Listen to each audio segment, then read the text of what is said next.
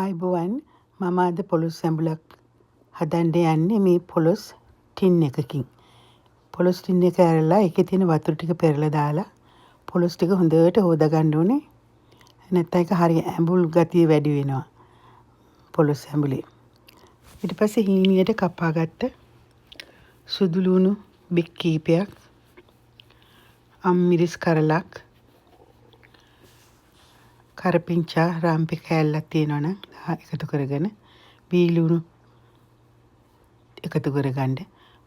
බීලුණු ටිකුයි රාම්පි කෑල්ලකුයි ඉතුරු කරගන්න මේ පස්සේ ටෙම්පරාදුවට ගන්න.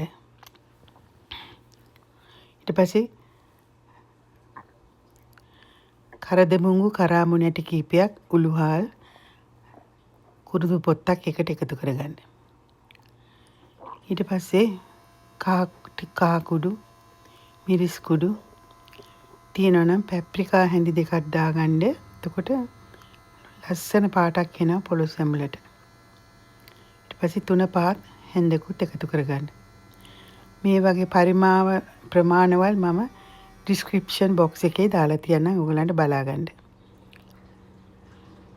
ඊට පස්සේ මේක ටිකක් කලවම් කරලා ලුණු තේ හැඳක් දාගන්න. ලුණු වැඩි කරගන්න එපා. මදි නම් පස්සේ දාගන්න පුළුවන්.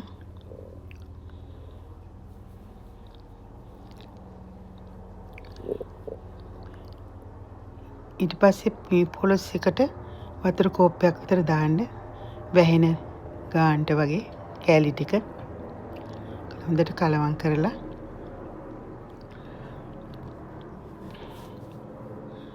මේකට පොල් කිරි කෝප්පයක් එකතු කරගන්න.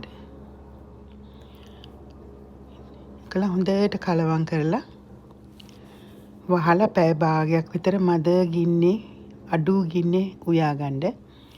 ප්‍රෙෂර් කුකර් උයනවා නම් විනාඩි 10න් මේක හදා ගන්න පුළුවන්.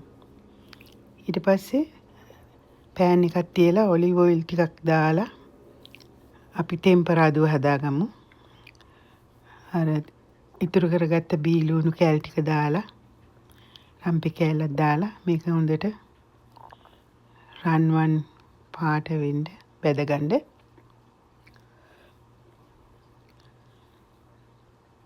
ඊට පස්සේ මේකේ පැත්තකට දීගෙන එනකොට පැත්තකට කරලා අබෑට ටිකක් දාගෙන ඒකත් අබ ටික පුපුරනකම් බෙදගන්න.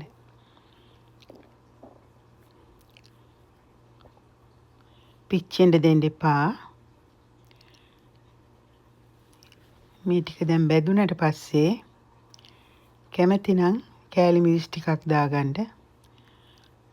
ඕන්නම් අර වේලි මිරිස් කරලක් කඩලා කෑලි දැම්මත් හොඳයි. එතකොටත් හරි පෙනුමක් තියෙනවා මේ මාළුවට.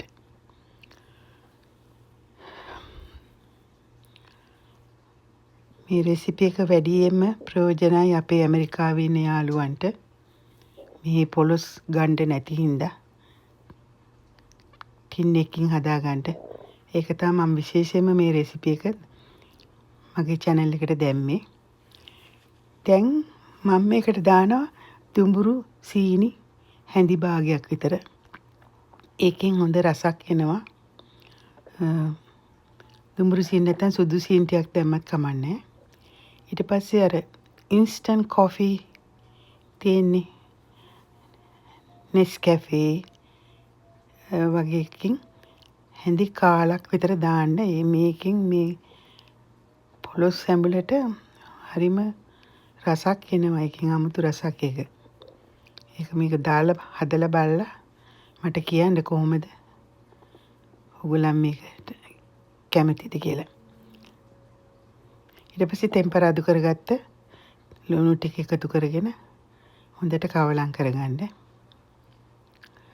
අද මම ගෙදර උයලා තියෙනවා බත්, මැල්ලුමක් තියෙනවා, පරිප්පු එකක් තියෙනවා, මස් කරි එකක් තියෙනවා.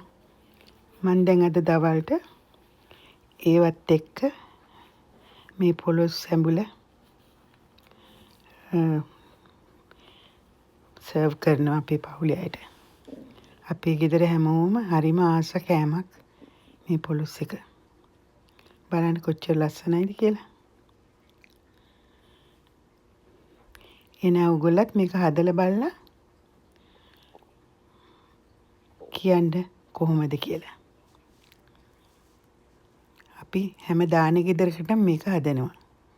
හරිම කැමැති මීල් එකක්. Thank you.